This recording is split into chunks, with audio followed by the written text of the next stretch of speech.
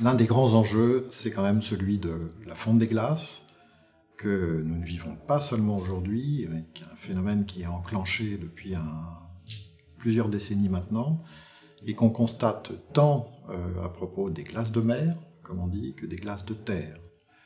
Et sur ce point, j'en profite pour dire que ce sont les glaces de terre fondant qui contribueront à élever le niveau des océans, pas les glaces de mer. C'est un enjeu parce qu'il est lourd de conséquences. C'est un phénomène vraiment qui n'est pas anodin du tout, au moins sur 3 plans. Sur un plan qui est celui de la planète tout entière, puisque moins il y a de glace, et plus les effets sont nombreux. Les océans s'acidifient, ils perdent leur capacité à absorber le CO2 dans l'atmosphère, donc ils perdent leur oxygène. Ça a des répercussions sur les coraux qui blanchissent, sur les mollusques qui ne parviennent plus à fabriquer leurs coquilles puisqu'il y a moins de carbonate de calcium. Il y a aussi un effet auquel on pense beaucoup moins, sauf bien sûr les géologues, c'est que les calottes glaciaires pèsent sur la croûte terrestre, et donc moins il y en a, et plus d'une certaine manière des pans de la croûte terrestre se décompriment, donc se relèvent. Et puis par compensation, les bassins océaniques, eux, se remplissent. Quand des endroits se relèvent, d'autres se creusent. Et ça aussi, ça contribue à l'élévation du niveau des mers, et bien sûr on sait qu'à la clé, il y a entre autres la question des réfugiés climatiques. Et puis, un autre effet sur le plan géologique, on pourrait dire, c'est une probable augmentation de l'activité volcanique, puisque moins il y a de calottes glaciaires, et plus le magma se décomprime.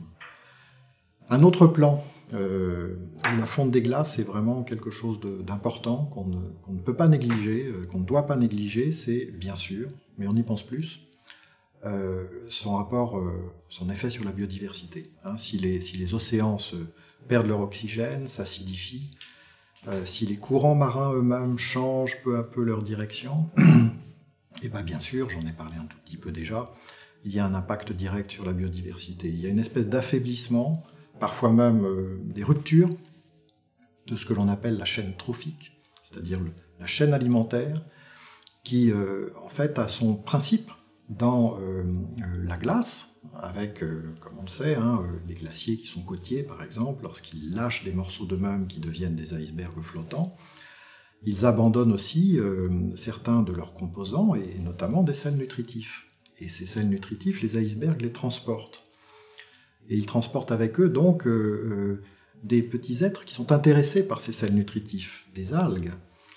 Et puis, de fil en aiguille, comme ça, des diatomées qui sont elles-mêmes mangées par le plancton, qui est lui-même mangé par la morue, et toute une chaîne se met en place, jusqu'à l'ours, bien sûr, mais aussi jusqu'à nous. Nous en dépendons. Et quand on sait que les algues de banquise, la banquise se rétractant de plus en plus, produisent une bonne partie de l'oxygène mondial, selon pas mal de chiffres autour de 40%, la déduction est assez simple. Moins il y a de banquise, moins il y a de ces algues productrices de l'oxygène mondial, et moins nous-mêmes, selon le schéma de la chaîne trophique, nous perdons notre capacité à bien respirer. Et puis le dernier plan, pas dans l'ordre des valeurs bien sûr, mais simplement pour un souci pédagogique, c'est bien sûr le plan culturel. Et là, il s'agit des populations autochtones, des résidents en général, qui vivent avec les glaces dans ces mondes gelés de moins en moins, et pour lesquels les glaces sont, à bien des égards, une condition de leur vie quotidienne, et aussi, comme le dit très bien, j'aime beaucoup cette formule de Sheila Watt-Cloutier, le droit au froid, the right to be cold. Le droit au froid, elle en fait finalement une condition d'exercice des droits sociaux, culturels et aussi politiques, en l'occurrence des Inuits. Et là, on comprend une chose qui, je crois, est capitale, c'est que ce bien-être environnemental peut être défendu en effet comme un droit humain, et dans ce bien-être environnemental, en ce qui nous concerne, sur la question de la fonte des glaces, la glace est un élément de ce bien-être environnemental. Donc moins il y a de glace, Là, c'est pareil, la déduction est simple. Le bien-être environnemental lui-même perd de sa substance, et donc les êtres humains eux-mêmes, dans leur propre développement, en sont affectés.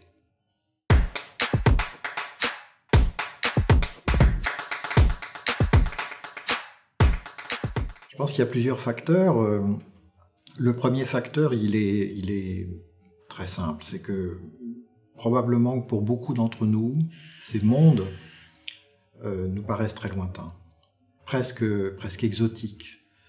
Ce sont un peu des métaphores de l'ailleurs, ce sont des lieux où l'exploration s'est développée, mais l'exploration a été pendant longtemps, l'est encore d'une certaine manière, le privilège de quelques-uns, mais certainement pas le bien de tous et de toutes. Et donc ce sont probablement des lieux qu'on a du mal à se représenter parce qu'ils ils représentent soit une logique de conquête, d'héroïsme, l'âge héroïque des pôles, nord comme sud, soit des espaces en fait d'évasion, mais à ce moment-là d'une certaine évasion, c'est-à-dire pas simplement le voyage, c'est vraiment une fuite. Et je crois que c'est absolument pas par hasard que à ces espaces sont associés pas mal d'images de désolation, de terre nue, sans vie, inerte, très hostile, où finalement il ne fait quand même pas bon vivre, et donc si on les rejoint, c'est parce qu'on veut fuir quelque chose et qu'on pense peut-être plus soi-même, la littérature fourmille de ce genre d'exemple, à vivre très très longtemps. Pensez à la fin de Frankenstein de Mary Shelley, la fuite dans les glaces. C'est un motif très très romantique, mais je crois qu'il fonctionne encore, c'est-à-dire que ce sont des mondes lointains. Et il est vrai qu'aujourd'hui, heureusement, cette perception-là change un petit peu, parce qu'on s'aperçoit quand même que ces mondes-là pâtissent directement et au premier plan du dérèglement climatique, de la crise du climat, avec tous les effets que j'ai pu énoncer. Il y en aurait encore d'autres, et ça tend à les rapprocher de nous. Mais je crois qu'il manque encore plusieurs clés.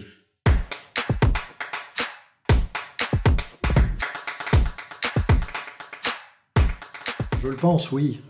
C'est une formule un peu clin d'œil, complètement clin d'œil. Il y a un écologue américain qui s'appelle Aldo Leopold, et qui, dans l'un des petits chapitres de son magnifique livre « Almanach d'un comté des sables », utilisait cette expression « penser comme une montagne ». Et il invitait en fait les vachers, ses contemporains, à considérer l'écosystème montagneux en général. Et donc dans cet écosystème montagneux en général, avec tous les êtres vivants qui le composent, le loup à sa place par rapport au cerf et d'autres animaux. Ça produit une forme d'équilibre, quelque chose qui est de l'ordre de ce qu'on appelle une homéostasie dynamique, c'est-à-dire c'est en équilibre et en même temps tout bouge, tout vit et tout vit ensemble. Voilà. Donc penser comme, c'est une formule qui a fait Florès, mais qui vise ça, c'est-à-dire un intérêt pour non seulement des écosystèmes, mais leur intégrité. Et cette intégrité est composée de multiples êtres qui font vivre ces écosystèmes. Et donc j'ai repris cette formule très, très jolie à l'égard pour l'appliquer au monde de glace, pour faire comprendre, inviter à faire comprendre que même les mondes de glace sont des écosystèmes, ce dont conviendraient de toute façon la plupart des scientifiques qui travaillent sur les mondes de glace, mais on y pense nous peut-être un petit peu moins spontanément. Les mondes de glace sont remplis d'êtres vivants, il y a une biosphère bien plus diverse que l'on ne pense, elle se répartit simplement autrement que dans d'autres milieux et d'autres latitudes, soit tempérées, soit bien sûr tropicales.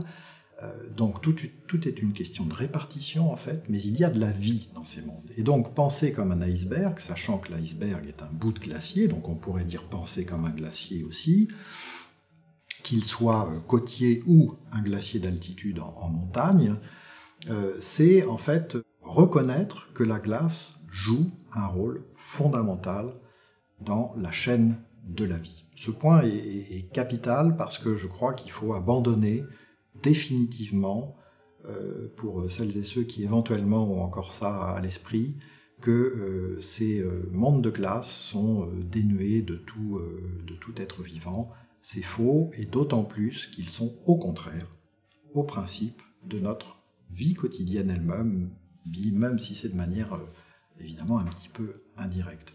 Donc, penser comme un iceberg, oui, c'est une invitation à se décentrer, hein, donc à se transporter en quelque sorte dans ces mondes de glace qui sont pour certains pas très loin même de nous, là où nous sommes ici, c'est-à-dire qu'il suffit de rejoindre quelques hauteurs un peu montagneuses pour en voir encore des glaciers, et puis comprendre que ces glaciers sont des partenaires en quelque sorte qu'il ne faut pas négliger dans l'organisation générale d'un écosystème, en l'occurrence celui de la montagne, si on prend cet exemple.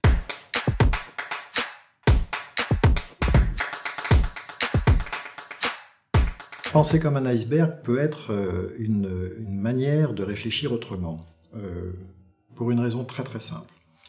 Nous avons tous en tête, souvenirs lointains de nos cours d'élémentaire ou même de primaire, que l'iceberg a une partie émergée et une partie immergée. C'est ce fameux 1/10 et 9/10. Il faut comprendre que si on a l'impression, en restant à la partie émergée, que ces mondes de glace sont dénués de vie, et bien précisément, les 9/10 nous font comprendre.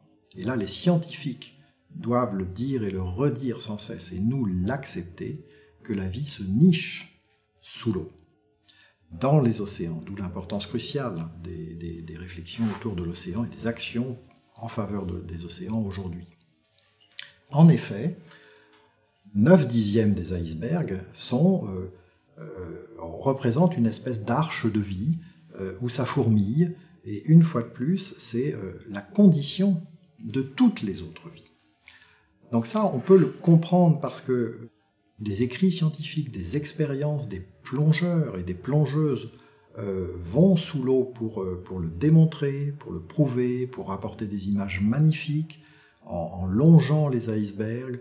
Les spécialistes de ce que l'on appelle l'écologie benthique, c'est-à-dire l'écologie des sols marins, le confirment également, puisque on sait que les icebergs, lorsqu'ils se déplacent, alors surtout quand ils sont volumineux, contribuent très largement à réensemencer constamment les fonds marins, et donc jouent aussi ce rôle presque d'agriculteur des profondeurs. Et tout ça est évidemment très très important, et on peut le comprendre autant d'un point de vue scientifique, avec des faits, que d'un point de vue presque narratif, je dirais, si quelqu'un nous le raconte. Et j'ai essayé de le faire dans ce livre en ce sens. On peut aussi le sentir, l'expérimenter avec son dispositif sensible, chacun et chacune à sa manière. Ça demande un effort, je pense, peut-être un petit peu supplémentaire, parce que c'est difficile de sentir quelque chose sans y être. Donc il faut s'y rendre. Mais encore une fois, on peut éprouver ce type de sensation en montagne, donc sans pour autant aller au pôle Nord, une fois de plus. Et ça, c'est important, parce que à ce moment-là, qu'est-ce qui se passe? Je dirais même pas qu'est-ce qu'on comprend. Qu'est-ce qui se passe? C'est qu'on est obligé de modifier du tout au tout son dispositif sensible. Un exemple très simple, je crois qu'on est habitué, toutes et tous, à plutôt utiliser le sens de la vue. Dans notre vie quotidienne, la vue est un sens majoritaire, royal.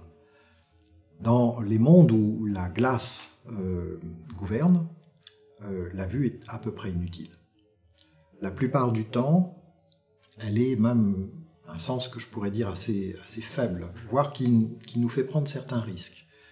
Souvent, pas toujours, mais ça arrive quand même, il y a des effets de luminosité, on appelle ça le white out par exemple, le blanc complet, qui fait qu'on ne voit plus rien, on ne voit plus aucun relief, il n'y a plus de fond, il n'y a plus de distinction entre le fond et la forme.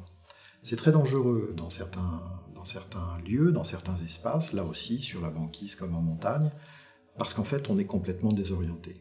Donc dans ce cas-là, il faut arriver à mobiliser, et bien sûr les populations autochtones ou les résidents qui vivent dans ces milieux savent le faire, parce que c'est une condition nécessaire.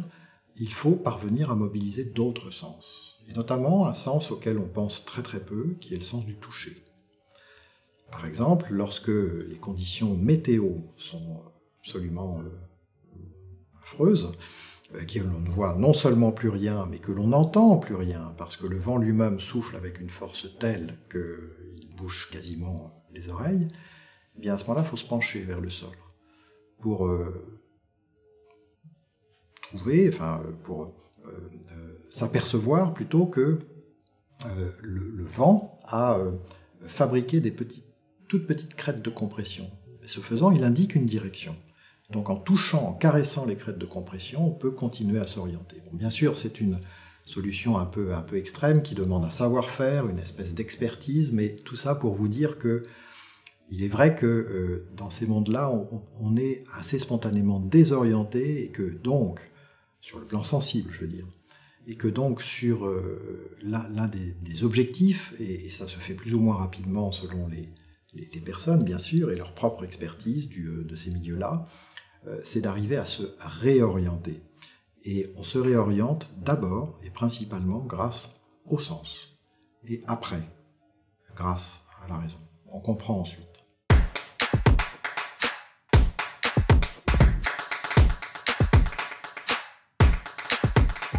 Cet aspect du récit, moi j'y crois beaucoup parce que je pense vraiment qu'il faut, sur ces mondes-là, que l'on parle du Groenland ou des Andes, ou de l'Himalaya, il faut arriver à changer d'histoire en quelque sorte.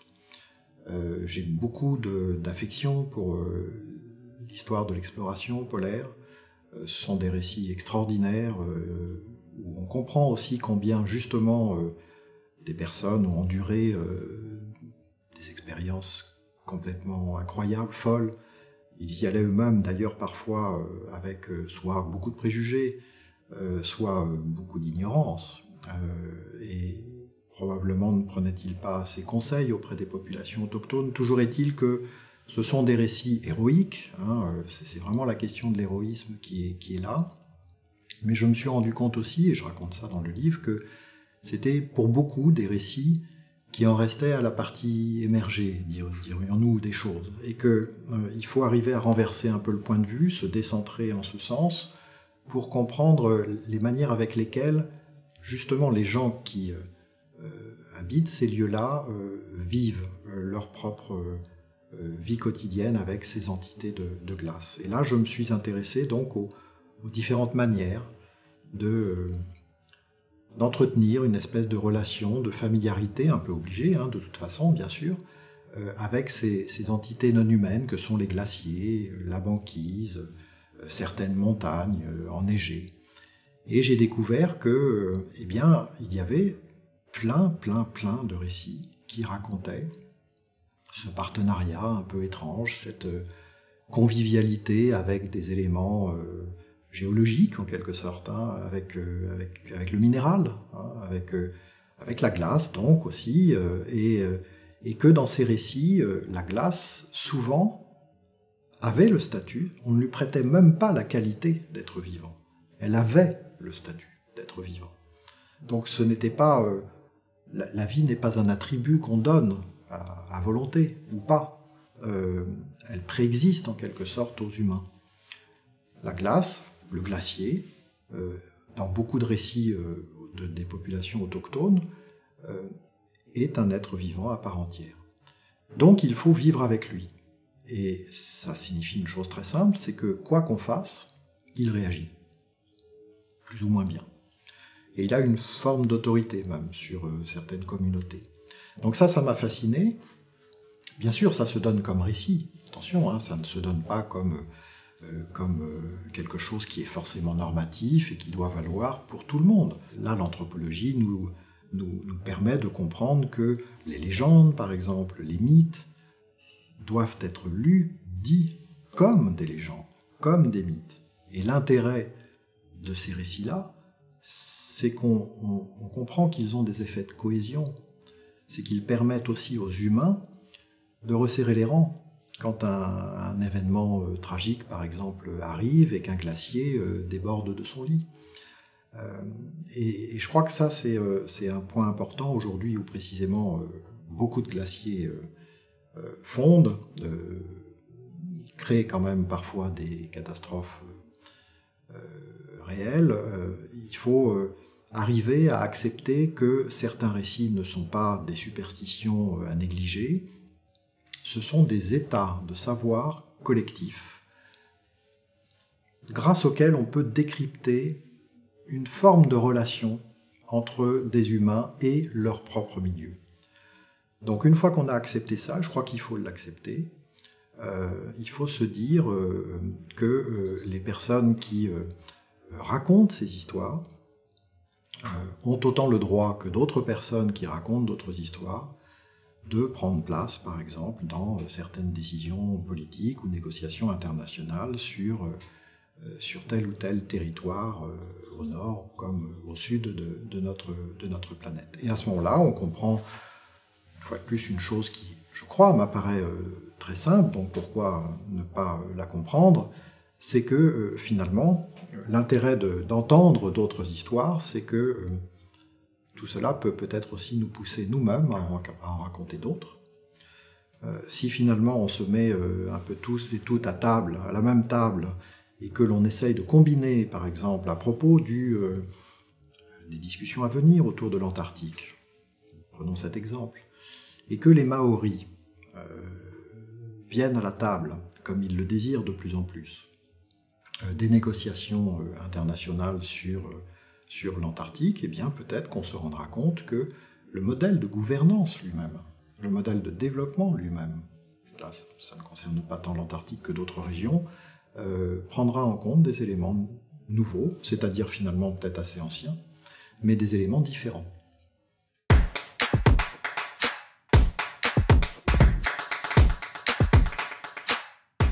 Je pense en effet que nos autres histoires seront les histoires des autres. Et qu'il faut donc arriver à écouter ce que d'autres personnes nous disent. Donc bien sûr, c'est la question du décentrement.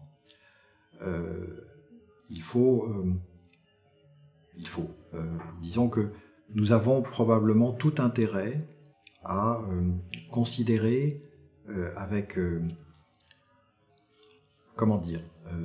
sans arrogance aucune, les histoires qui sont racontées par les populations qui vivent quotidiennement avec des entités de glace qui nous paraissent, nous, dénuées de vie, mais pas à eux, et d'autant moins qu'aujourd'hui, ces entités-là meurent.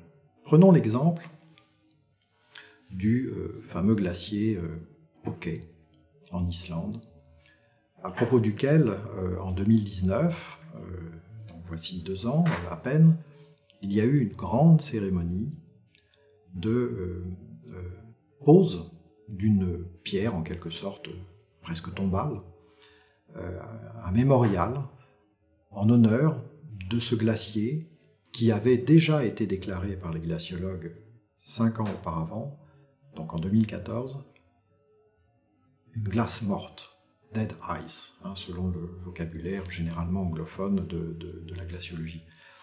Glace morte, c'est-à-dire en l'occurrence un glacier qui était revenu à l'état, comme on dit, de névé, c'est-à-dire vraiment une mince couche de neige. Et il y a eu une initiative qui a fait parler d'elle à bien des égards, qui a réuni des anthropologues, des universitaires, des écrivains, des citoyens, des citoyennes ordinaires, des gens venant du monde politique, et ils sont partis dans une grande randonnée pour mettre au lieu-dit donc cette pierre tombale avec dessus un texte rédigé par un écrivain islandais en 2 langues, anglais et islandaise, qui précise aux générations futures que voilà, nous avons fait ce geste avec l'indication même du taux de concentration de dioxyde de carbone.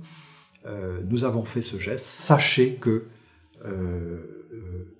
nous y avons songé, que nous n'avons pas rien fait, mais malheureusement, il a disparu. Je vous invite à aller voir cet exemple, il est facilement trouvable. Voilà, je trouve que c'est intéressant parce qu'on a là l'exemple d'une fabrication de rituels. C'est-à-dire qu'on fabrique une relation avec un être qui vient à nous manquer. Et là, on a finalement un ensemble de personnes à propos desquelles, je pense assez spontanément, beaucoup d'entre nous ne se disent pas, ils sont animistes par exemple, mais entre guillemets, ils nous ressemblent un peu plus, vous voyez, c'est-à-dire que nous partageons peut-être les mêmes croyances, ou bon. Eh bien, finalement, non. Et j'invite aussi dans ce livre à rompre un peu avec des distinctions trop marquées entre animisme, naturalisme, pour reprendre les catégories de Philippe Descola, mais on pourrait dire la science en général, puisqu'on sait que la science elle-même a des penchants animistes, Bruno de Latour l'a démontré. Distinction trop marquée entre nature et culture, entre humain et non-humain, non pas pour dire qu'il n'y a plus de distinction, mais au contraire pour reconnaître que dans bien des situations, les choses se mélangent un peu plus. Et l'intérêt de ce type de mélange, c'est que précisément, on peut donc, à l'égard d'êtres qui s'évanouissent, comme les glaciers, et qui pourtant, en Islande, on le sait bien, jouent un rôle énorme, y compris dans la fabrication de l'identité politique du pays. C'est revendiqué comme tel. L'Islande est une nation où les glaces font partie de l'identité politique, c'est le discours officiel. D'où la question, que deviendra l'Islande quand il n'y aura plus de glace, si ça doit arriver un jour, mais bien sûr ça ne concerne pas que l'Islande. Et donc, fabriquer un rituel avec, disons, des représentations qui ne sont pas a priori animistes, mais qui viennent de, je veux dire animistes au sens d'un système de pensée qui est entier, qui est complet, mais qui viennent de gens qui pensent aussi d'une manière un petit peu différente, mais qui ont des tendances, pourquoi pas, comme je le dis dans le livre, animistes, et je crois que nous pouvons tous en avoir, eh bien, je trouve ça extrêmement intéressant parce que il est probable qu'à l'égard justement des mondes non humains, glace comme autres, et notamment ce que l'on appelle dans les cours de géographie encore le règne minéral, fabriquer ce genre de rituel est une manière aussi de, au fond, de placer le système Terre au premier plan et de considérer que le développement de l'épanouissement humain dépend du destin des forêts, des glaciers, des rivières et des rochers eux-mêmes.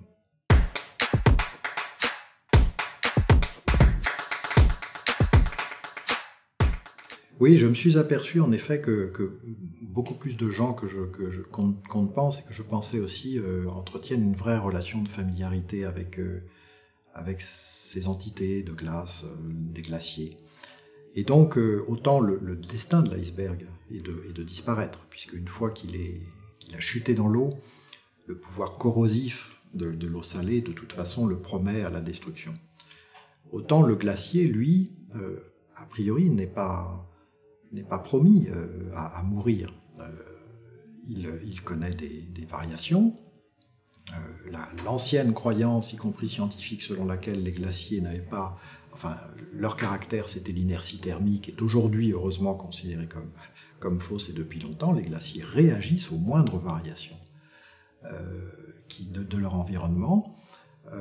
Et donc, je me suis rendu compte, en effet, ici et là, que beaucoup de gens entretenaient une vraie relation, presque intime, une espèce de... Oui, c'est ça, d'intimité conviviale, quotidienne, avec des glaciers, au point que la fonte des glaces s'accélérant, finalement, lorsqu'ils se réveillaient le matin, pour les gens qui vraiment sont riverains de glaciers, si j'ose dire, vivent à proximité des glaciers, les voir fondre, presque à l'œil nu, tous les jours, c'est comme finalement assister à la mort de quelqu'un. Et donc ce sont des gens qui pleurent la fonte des glaces, qui la vivent aussi comme ça. Beaucoup de populations autochtones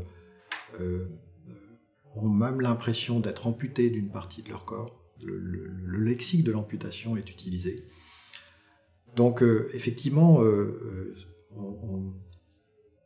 comment dire, c'est tragique, c'est une espèce de tragédie intime et collective pour beaucoup de gens.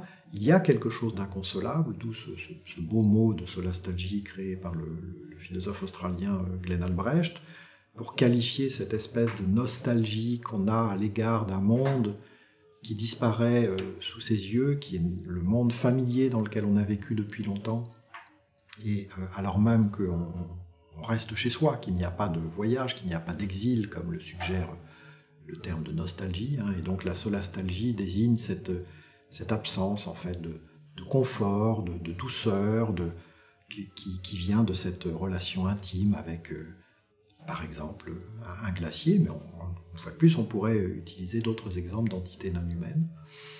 Donc il y a quelque chose de profondément inconsolable chez l'humain qui assiste à la fonte des glaces, surtout lorsqu'il vit à proximité, mais aussi de plus en plus.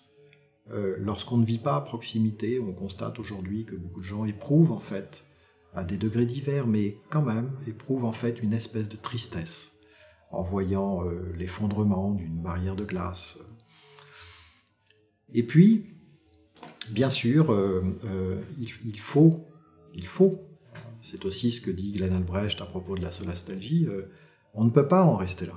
De la même manière que dans toute situation de deuil, il faut arriver à vivre et à continuer à vivre.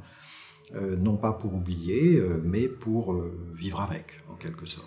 Et là, c'est un dilemme, hein, c'est une situation hyper compliquée, si j'ose dire, qui se présente à nous, puisque, à la différence de bien d'autres milieux, bien d'autres écosystèmes, la glace,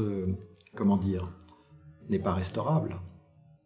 La glace ne se duplique pas elle-même, et toutes les politiques de restauration qui sont mises en œuvre et qui sont extraordinaires, je pense notamment à celles qui visent la réensauvager beaucoup de territoires ou des zones entières, plus grandes encore. C'est évidemment très très difficile d'appliquer cette idée de restauration à un glacier qui a fondu. Pourquoi ? Et tout simplement parce que tout se passe à une autre échelle. Le glacier, il faut se dire que c'est un être qui a des milliers d'années. Donc il ne se recomposera pas en quelques décennies. Donc il faut réfléchir à l'échelle géologique. Et c'est bien pourquoi j'ai de plus en plus le sentiment que sur ces questions-là, vraiment sur des questions liées à la crise climatique et à son impact sur les différentes entités qui composent le système Terre, il faut refaire de la géologie. Il faut se remettre à l'heure de la géologie, c'est-à-dire à l'heure de la Terre elle-même, retrouver un sens du temps épais, du temps profond, du temps des strates. Retrouver cette espèce de polytemporalité, comme dit une géologue que j'aime beaucoup, Marcia Björnerud, c'est-à-dire en fait, penser un peu verticalement, se rendre compte qu'il y a beaucoup de temps sous nos pieds, et que ce temps sous nos pieds, tous ces temps sur lesquels nous marchons, sont aussi des conditions de notre propre bien-être. Voilà, alors donc effectivement, je me dis que c'est une situation extrêmement complexe parce que, et c'est pourquoi plus on accélérera, nous, dans ce qu'il faut faire à l'égard de nos capacités à transformer nos mauvaises habitudes, individuelles comme collectives, sera utile parce que les mondes de glace sont non seulement parmi les premiers affectés, mais ils seront les derniers, ça c'est sûr, à pouvoir être restaurés, si tant est que ce soit possible. De notre vivant, non, c'est impossible. Mais même, il faut donc se projeter sur plusieurs millénaires.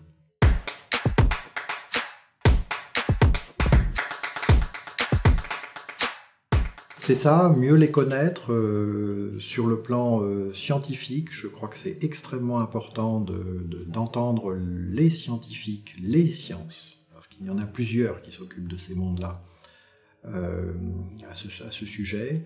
Écouter, comme on l'a dit, les récits, les expériences des personnes qui vivent dans ces mondes-là, essayer de mettre toutes ces personnes en commun, combiner les perceptions du monde une fois de plus, et puis à partir de là, se rendre compte que si on veut les préserver, et bien sûr qu'on veut les préserver, pourquoi? Parce qu'encore une fois, la glace est au principe de toute vie. Eh bien, peut-être qu'il faut cesser de les considérer comme de simples ressources, et l'une des manières de cesser de les considérer comme de simples ressources, c'est tout simplement de les considérer comme des êtres vivants. Et donc, c'est à ce moment-là, ce sont des êtres qu'on peut aimer.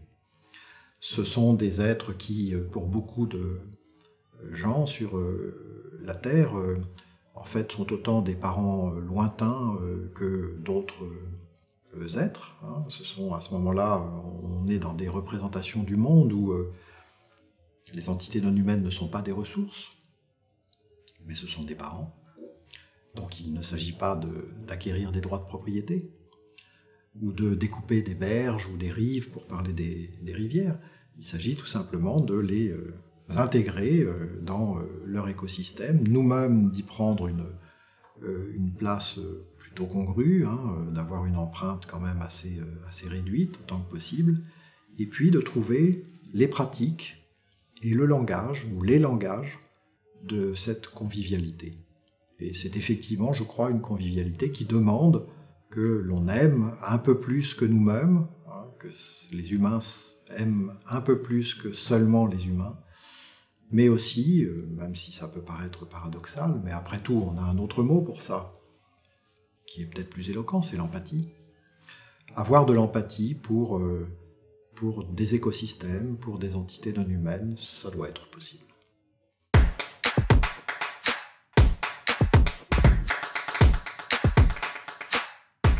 À l'égard des mondes gelés, moi je pense tout de suite à un auteur et à un ouvrage, parce qu'il m'a beaucoup marqué, qui est celui de Barry Lopez, ouvrage dont le titre est le suivant, « Rêves arctiques » au pluriel, qui a été un livre très lu, très bien vendu, primé lorsqu'il est sorti en 1986 aux États-Unis, qui a été traduit assez rapidement en France et qui a été même retraduit récemment, et qui est un livre magnifique, récit de 5 ans d'arpentage du Grand Nord canadien jusqu'aux rives du Groenland qu'a fait Barry Lopez, lorsqu'il était assez jeune, autour peut-être de 35-40 ans si je ne me trompe pas, donc c'est un livre qui a déjà un petit passé, et qui évidemment décrit des mondes qui sont sacrément plus impactés aujourd'hui